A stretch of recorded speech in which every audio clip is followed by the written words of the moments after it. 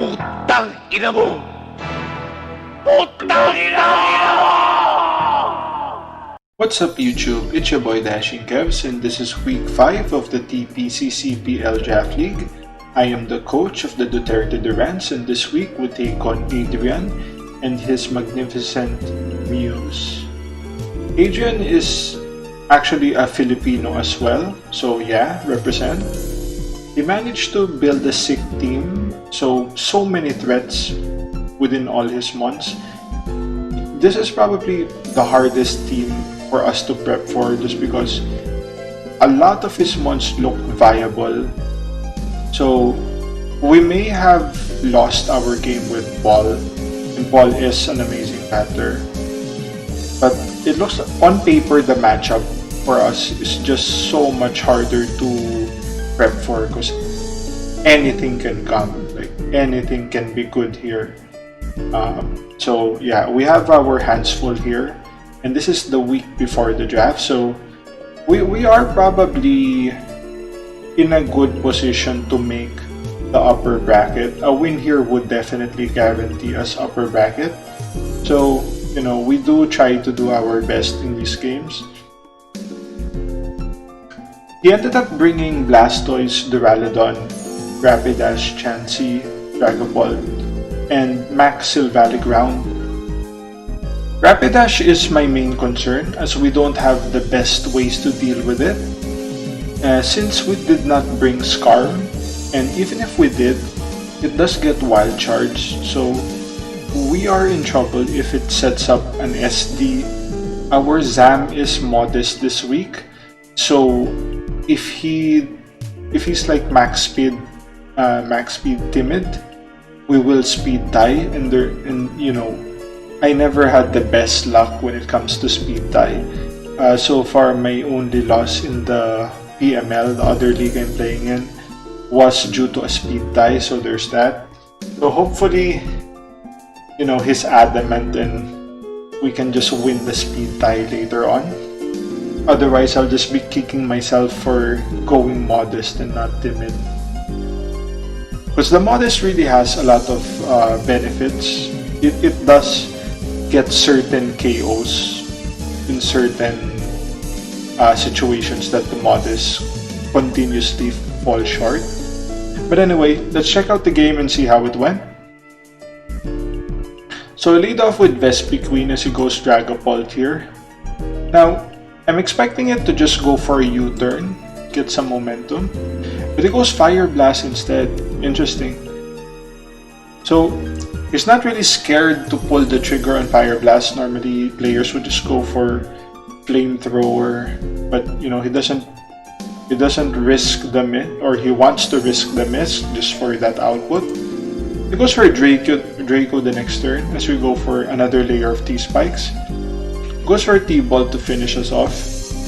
I go for Silvally Fire here. Not really sure what to do here. I just wanted to maybe set up, try to threaten the Dragapult. It is minus special attack, -2. So I thought it would just switch out and we can get like a free SD. But he does attempt the Thunder Wave and misses. So that's actually good for us because he did that would be his third move with non-perfect accuracy. So I wouldn't say that that was warranted, but you know, you can only do so much inaccurate moves before it starts missing. He goes for T-Wave again, that's fine. Definitely the right play for him. We go for the multi-attack. He reveals to be Citrus Berry. Blastoise comes out as we go for a multi-attack here. Do some good damage. He takes some poison damage.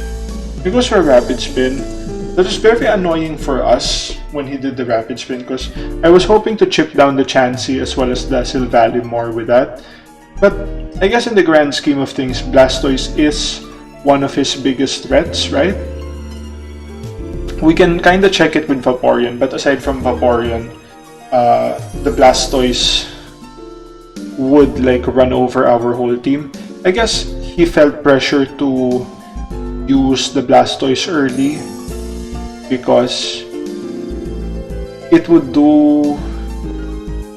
be worse for him if the other ones got poisoned, especially Dragapult, since it's already like below 50, so it can't really do much if that's the case.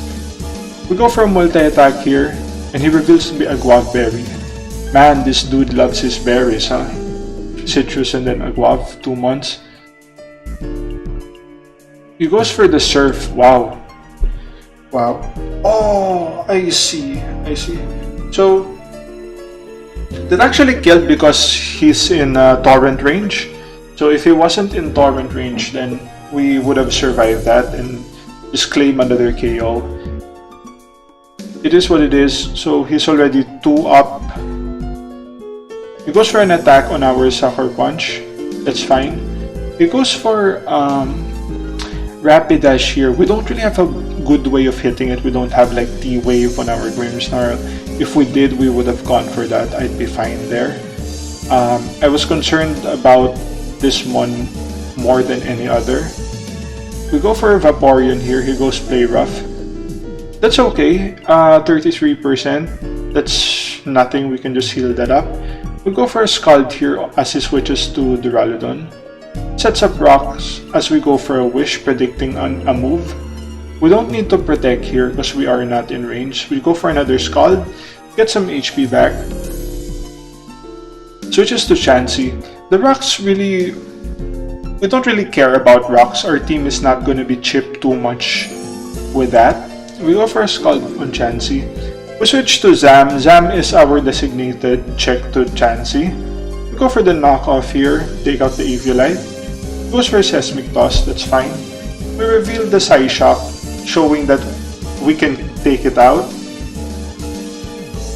He switches to Rapidash as we go for the Recover.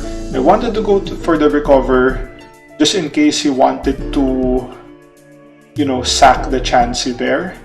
And I wanted an opportunity to get the Zam at a much healthier HP. So this is one of the moment of truths. Are we faster than the Rapidash? We are able to win the speed tie, but actually with that damage we see here, it does look like he is the AV variant because the Shadow Ball should kill, or maybe if you have some bulk you can live at 10 to 15%, but definitely not 30. That is AV. So Play Rough comes, we are able to avoid that. So some hacks coming in our favor. I mean, he hit already let's say 4 out of 6 inaccurate moves, so like I said, it's just a matter of time before you start missing those. Shadow Ball comes out, we take out the kill. That is the biggest threat gone. Goes for Silvally here. I kinda had a free switch into the Vaporeon, but I wasn't sure what it was gonna do. Maybe it reads that and goes for a Toxic, I don't know. But not wanting to risk that. I don't really need the Zam here. He already did his work. The Duraludon is within range of Crocodile. The Chansey is within range. So we just go for a Psyshock here just to get an idea on what's the build. We go for Vaporeon here. I kinda wanted to go Crook at that point, but it looks like we would be wasting some max turns here and there, and we may be able to be put in a range where the Dragapult can Sucker Punch us, So I tried to preserve the Crook as much as possible. Goes for the Max Quake, that does nothing. We go for a Scald, get the burn, perfect for us. We did throw a few Scalds already and haven't gotten any burn yet, so it's a matter of time we get some hacks there. Go for the Max Air just to, keep up the speed. Goes Toxic as we go Scald. This should drop on the next Scald. Goes for multi-attack. Does nothing due to the burn. We go for the Heal Bell here. Now we protect. Let's go for another Toxic. Toxic is really key for him here. He goes for Toxic again. I read that and go for the Heal Bell. He goes multi-attack here as we go Heal Bell. That was actually a mistake on my part. The smart thing to do would just be to protect, and then if he wants, you know, something to come, then so be it. But it is what it is. It didn't really matter in the grand scheme of things. He goes for the T-Bolt as I expected. I just go for the Scald, hoping that, you know, just do some damage. Either way, the Crook will come in eventually and just OHKO everything. He won't really have a way to deal with that. He goes Dragon Pulse this turn, so it reveals that the Duraludon is not Scarf or Choice Locked. He will fall to the burn. Dragapult comes out, we go Crook here. All we need to do is max and just throw some Max Quakes. He goes for Draco, that's fine. Max Quake here. I guess a concern as well is if he was like, you know, a Will-O-Wisp, Rest Talk variant, you know, one of those. But he already revealed having two moves, the Draco and the, what do you call this, T-Bolt. So if he had like Will-O-Wisp, he would have Rest, and even if he had that, we would still like OHKO or take the two mandatory sleep turns and just kill him from there. Chansey comes out, we go for the Max Quake, and that's gonna be GG. It's dashing. So very good game from Adrian. He is relatively new to the draft format. He told me that he plays more singles OU as well as VGC. Definitely a good place to start. The TP CCBL seems to be a more difficult league in terms of the players. There's more talented trainers here than the other leagues where I've played. So, you know, it's good. It's good in the sense that you know you may not be winning all the time, but you do learn. You learn how to fix your mistakes, and based on that game here, he didn't really have much mistakes that I could see. You know, some things didn't work out. Maybe he could have done certain moves or played certain ones differently, but in the grand scheme of things, even us, we won this game, but we had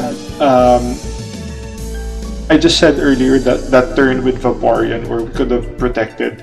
Not a big deal. We could have saved Zam till the end. Just swap Zam for Vaporeon there on the Silvally.